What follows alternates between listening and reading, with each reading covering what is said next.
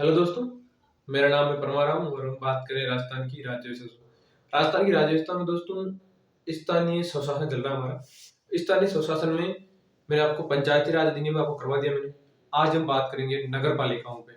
नगर पालिकाओं से संबंधित कौन कौन से आर्टिकल है उन पे बात करेंगे दोस्तों। सारा मैटर लिख के लेके आए हो, बस आपको समझाना है।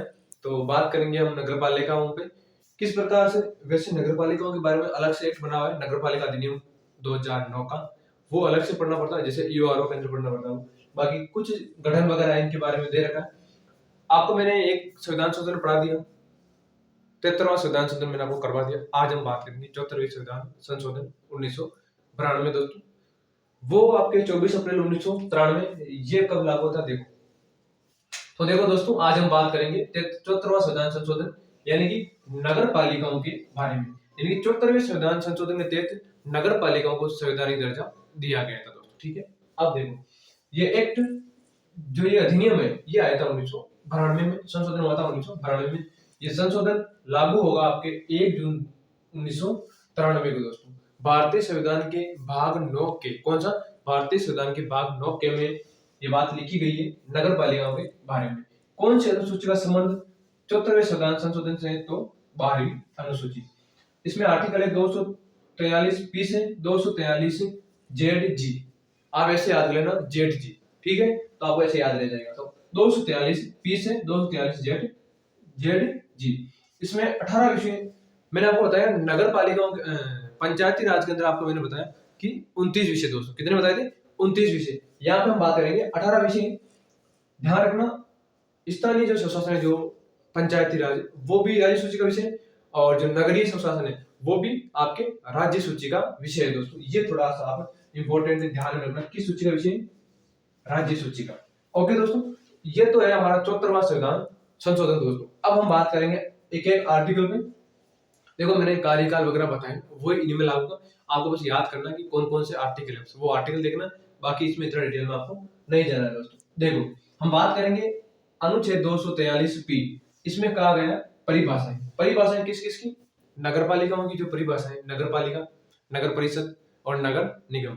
नगर पालिका, नगर परिषद और नगर निगम दोस्तों, उनकी परिभाषा दी गई। यानी कितनी जनसंख्या होगी तब नगर पालिका गठन किया जाएगा। जैसे मैं बात करूं, आप बोलोगे कि नगर पालिका लगभग 1 लाख से 20,000 से लेकर 1 लाख के बीच में होगी तो नगर पालिका गठन किया जाएगा उस क्षेत्र के अंदर। नगर परिषद की बात करूं मैं तो 1 लाख से लेके 1 करोड़ के 5 लाख के बीच में लगभग। और हम अगर नगर निगम की बात करते हैं तो नगर निगम लगभग 5 लाख से लेके 10 लाख के बीच में दोस्तों। इतनी मतलब जनसंख्या होनी चाहिए लगभग। मैंने बताइए आपको लगभग, बाकी आगे पीछे भी होती है। अब आगे देखो, बात करते हैं इनका गठन यानी कि नगर पालिकाओं का गठन। तो नगर पालिका गठन 74वें संविधान संशोधन के तहत हुआ था दोस्तों। फिर देखो संरचना, संरचना वही है, नगर पालिका, नगर परिषद और नगर निगम दोस्तों, बस इतना है। ठीक है, यानी कि लगभग जहां पर 10 करोड़ के आसपास जनसंख्या होगी, लोग 10 करोड़ के आसपास, तो मान के चलो कि वहां पर नगर निगम का गठन किया जाएगा दोस्तों। राजस्थान में कुल नगर निगम की संख्या जो है 10 के आसपास है दोस्तों। ये भी आप थोड़ा ध्यान में रखें। आगे देखें, वार्ड समितियां, वार्ड समितियों का गठन किया जाएगा। ध्यान रखना, जहां पर जनसंख्या 3 लाख से अधिक है दोस्तों, कितनी? 3 लाख से अधिक जनसंख्या वाले क्षेत्रों के अंदर वार्ड समितियों का गठन किया जाता है। अधिकतम वार्ड समितियों की संख्या वो 13 हो सकती है दोस्तों। ये आप थोड़ा सा अपने ध्यान में रखें। आगे देखो आरक्षण, थोड़ा सा मैं करेक्शन कर देता हूँ।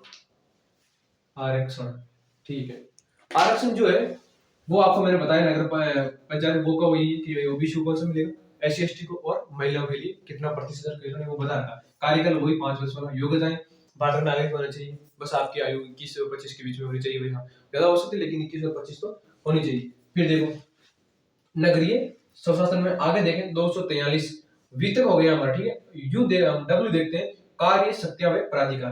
क्या क्या कार्य है, इसकी क्या क्या शक्तियां, यानी कि जो 18 विषय हैं उनको बोलते हैं प्राधिकार। यानी प्राधिकार उनका काम खाता फैलाया जाता है। ठीक है, वो कार्यकाल में कितनी दूसरी इनकी शक्तियां और कार्य काम करते हैं। फिर देखो 243 एक्स एक्स के अंदर, एक्स में आप देखो, एक्स के अंदर करारोपण की शक्ति। वही आपको मैंने बताया, राज्य विधानमंडल अधिनियम बनाकर या कानून बनाकर पंचायतों को करारोपण की शक्ति दे सकता, उसी प्रकार नगर पालिकाओं के पास भी करारोपण की शक्ति आ सकती है दोस्तों। ठीक है, आगे देखो 243 वाई में वित्त आयोग, आपको मैंने बताया था एक आर्टिकल 243 के, कैनिंग आई, उसमें मैंने बताया था आपको नगर पालिका में स्थानीय स्वशासन जो हमारी पंचायती राज है उनके लिए जो वित्त आयोग है उसका गठन जो है आई के तहत किया गया और यहाँ किया गया आपके वाई के तहत दोस्तों। ठीक है, आगे देखो। फिर हम बात करें 243 जेड, इसमें खर्चों का सामाजिक अंकेक्षण, कितना खर्चा हुआ कितने का उसका पूरा ब्यूरो तैयार करना होता है। तो आगे देखो आर्टिकल 243 जेड, इसमें चुनाव आयोग दोस्तों। कौन सा है? चुनाव आयोग। चुनाव आयोग के बारे में मैं आपको अलग से वीडियो बनाऊंगा, पूरा चुनाव आयोग। आप इतना समझो 243 जेड ए में क्या है, नगर पालिकाओं के लिए चुनाव आयोग का गठन किया जाता है दोस्तों।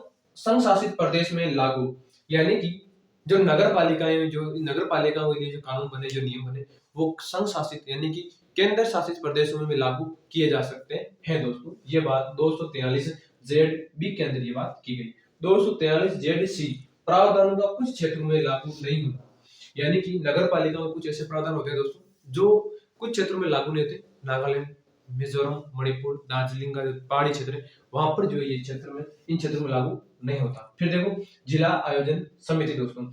जिला आयोजन समिति का उल्लेख भारतीय इसके अंदर 243 जेड डी, कौन सा है? जेड डी, 243 जेड डी में जिला आयोजन समिति। जिला आयोजन समिति जिला स्तर पर होती है, इसका अध्यक्ष जिला कलेक्टर होता है दोस्तों। इसमें लगभग 25 सदस्य होते हैं, ये आप ध्यान रखना।